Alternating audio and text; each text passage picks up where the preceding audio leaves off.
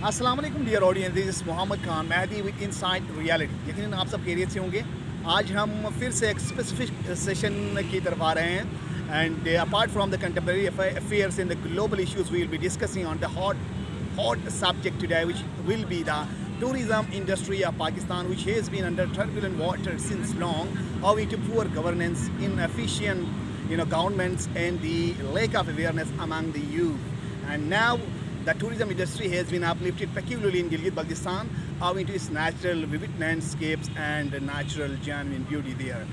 اور اس حوالے سے ہم بات کر لیں گے کس طرح سے وہاں پر اپنی کچھ فلاز ہے اس کو اپلفٹ کرنے کے لیے نیٹو کمیونٹی، گورنمنٹ اور جو بیسک انسٹیٹیوشنس ہے یہ کس طرح سے اپلفٹ کر سکتے ہیں.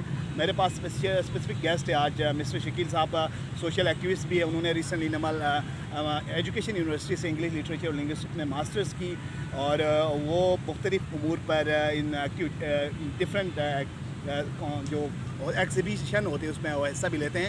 اور ہم بات کریں گے کس طرح سے وہاں پر انٹرنیشنل کمیونٹی کی ٹرسٹ ڈیفیسٹ ہے اور وہاں پر پھر بھی ایشوز ہے، جتنا راشو ہمیں دیکھنا چاہے تو وہ نہیں آ رہے ہیں. اور کس طرح سے میں آپ سے پوچھنا چاہوں گا کہ وہاں پر جو پروموشن ہے کس طرح سے ہم اپ لفٹ کر سکتے ہیں اپنی ٹورزم کو، جس طرح سے ہمیں نیچرل ویلتھ اور ریسورس ہے. Pakistan is rich in natural resource but poor in management یہ کہا جاتا ہے. تو سنگاپور اور فن لینڈ کی کچھ ریسورس نہ ہونے کے باوجود وہ پاکستان کے ریونیو سے زیادہ جنریٹ کرتے ہیں، تو پاکستان کیسے اس طرح اچیو کر سکتے ہیں؟ First of all, thank you so much, Mohammad Khan Chigri, for providing me over here in this panel, and I would like to thank you for it.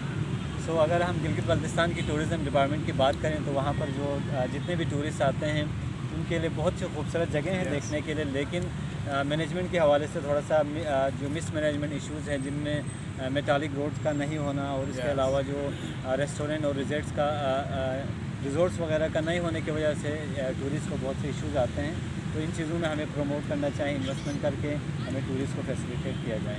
G thank you very much. آپ government سے کیا توقع کرتے ہیں؟ وہاں پر resort تو NATO community بنا رہے ہیں، گورنمنٹ جو اپنی طرف سے وہاں پر جو بیسک انفراسٹرکچر کے حوالے سے آپ دیکھیں اب بھی جو ٹرانسپورٹیشن ہے وہ ڈیٹوریٹنگ ہے.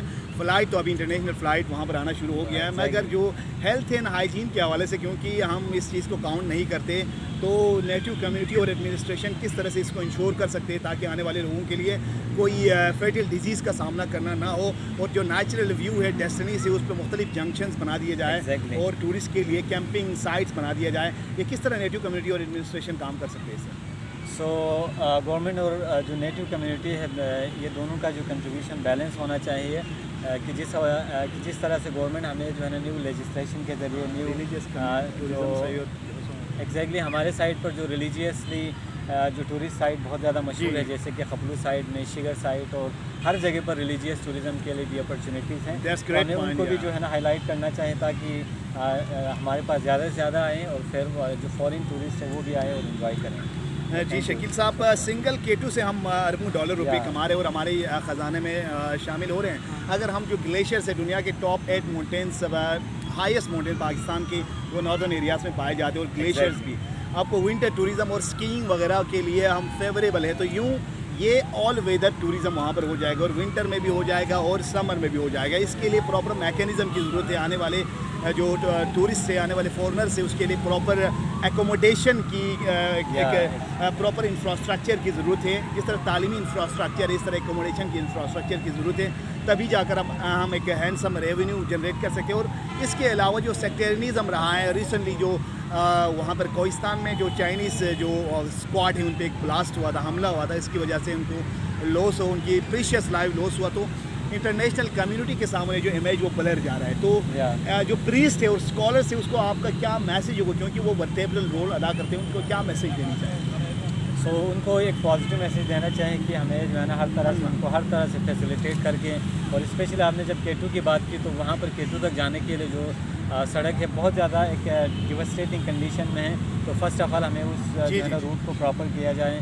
اس کے علاوہ ہمارے جو نیٹو ہے وہ لوگ اس چیز کو فیسیلیٹیٹ کرنے کی کوشش کر رہے ہیں کہ K2 بیس کیمپ پر ابھی جو ہے نا انٹرنیٹ فیسلٹیز پرووائڈ کیا جا رہا ہے. یہ ایک بہت اچھی بات ہے. تو اسی طرح سے ہمیں جو ہے نا ہمیں ٹورزم کو ہم آگے پروموٹ کر سکتے ہیں. تو thank you so much for this chance. Yeah, thank you Mr. Shakil for your precious advice with me. And secondly I want to ask you about the recent development by the Gilgit-Baltistan government. انہوں نے ایک option exhibition रखा Dubai में, हमारे CM वहाँ पर गए, उन्होंने इसको लीड किया और इंटरनेशनल कम्युनिटी ने 5 बिलियन तक वहाँ पर गिलगित बल्तिस्तान में अब्रप्ट खर्च करने का बताया कि वो आएंगे, मगर अचानक वो रुक गए क्योंकि हमारा जो कॉन्स्टिट्यूशनल सेटअप है, हमारे गिलगित बल्तिस्तान को अब तक कॉन्स्टिट्यूशनल राइट्स नहीं मिले।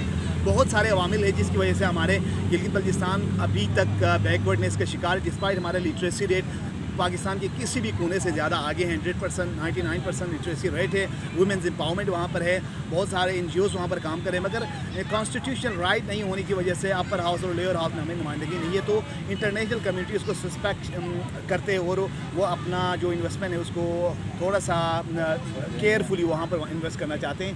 तो क्या हमें जो कॉन्स्टिट्यूशनल राइट्स के हवाले से क्या गवर्नमेंट को क्या करना चाहिए?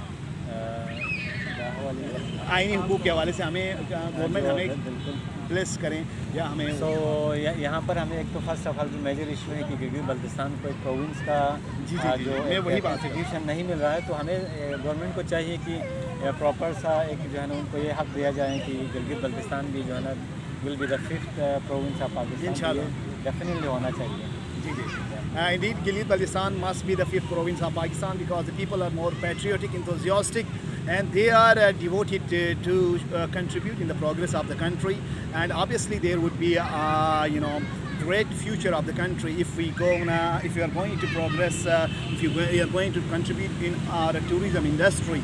We can see a number of countries across the world who are gaining enormous handsome revenue by promoting their tourism, just like Singapore, Finland, Netherlands and America.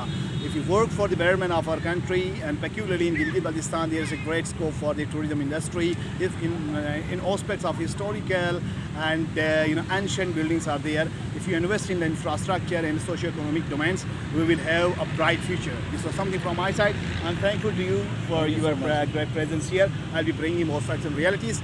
Just stay tuned to my channel. Thank you. Take care now, please. Thank you. Allah.